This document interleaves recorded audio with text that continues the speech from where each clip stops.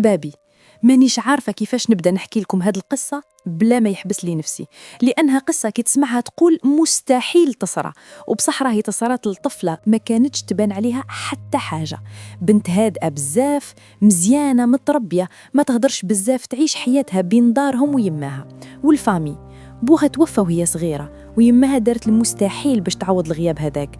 قراية، أخلاق، احترام، وكانت ديما تقولها الدنيا ما ترحمش، لازم تكوني واعية. كبرت البنت شوية شوية، خدمت، عاشت حياة عادية، حتى جا نهار اكتب فيه المكتوب وتعرفت على راجل يبان قاري ومثقف، هدرته موسونة، يعرف يهدر على الحياة والسفر. قالها باللي يعيش في الخارج في الطليان وخدمته مليحة.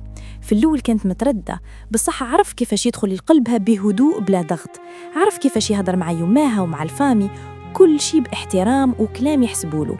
ما طولش الوقت كتبوا الكتاب وداروا عرس بالزربة، خاطر هو كان باغي يتزوج ويرجع للخارج بسرعة.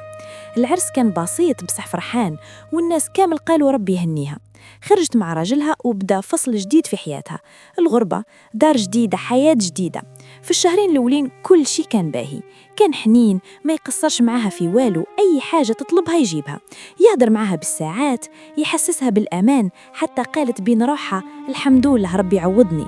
بالصح شوية بشوية بدأت تحس باللي حاجة راهي تتبدل، ولا يتنرفز على أقل حاجة، يسقط فجأة، يبدل نظرته، مرات يطلع بلا سبب ومرات يرجع وما يهدرش.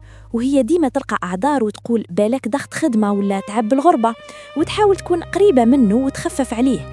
بصح قلبها ما كانش مرتاح. لين جا نهار كانت تنظف في الدار وطفت الضوء وفتحت بلاكار ما كانش تحلو قبل، لقات ساشي مدرقة، فتحتها لقات فلوس بزاف، مبلغ كبير بزاف ما يتشرحش. صح هو متيسر، بصح الفلوس هدوك ما دخلوش راسها. الشك لعب في عقلها وبقات تفكر منين جات ومن وراها وشنو. حاولت تسقسيه على خدمته، وكل مرة يلف ويدور ولا يبدل الموضوع. ومن ذاك النهار ولا تتراقب، تسكت وتشوف، والأيام تعدي وهي دايما خايفة من غدوة وقلبها ما يقولهاش الخير. لين نهار دق الباب، فتحت ما لقات حتى واحد غير ظرف طايح، الغلاف مكتوب بالطليان بالصح اللي خلاها ترجف باللي كان فيه بقايع دم. قعدت مدة حيرة، قلبها يضرب، عقلها يقولها ما تفتحيش، الفضول يقول أفتحي. وبعد صراع طويل فتحته، لقيت تصاور لراجلها في أماكن مظلمة مع الناس مقيدين وجوههم مغطية وهو واقف قدامهم. المنظر كان صادم وما نقدرش نوصفه أكتر. يدها بردت، ركبتها ضعفت، حست الدنيا تطيح بيها.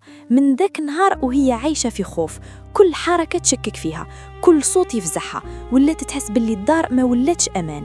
لين ما عادتش تتحمل، تشوف الموت كل نهار والعقل مش منجم يتحمل اللي صرا.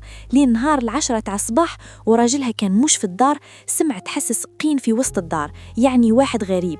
خافت بزاف وما قدرتش تدير والو، تجمدت في بلاصتها، ترعش مخلوعة مسكينة مش قادرة لا تهرب ولا حتى تعيط، متخبية في بيتها وتدعي ربي ما يسرى والو وتبكي. بالصح وقع اللي كانت خايفة منه، هجم عليها واحد الراجل كان عملاق بالنسبة ليها، ما تقدرش تفارع معاه، حط لها قماشة على خشمها 2 دقايق وما حستش بشي، تخدرت.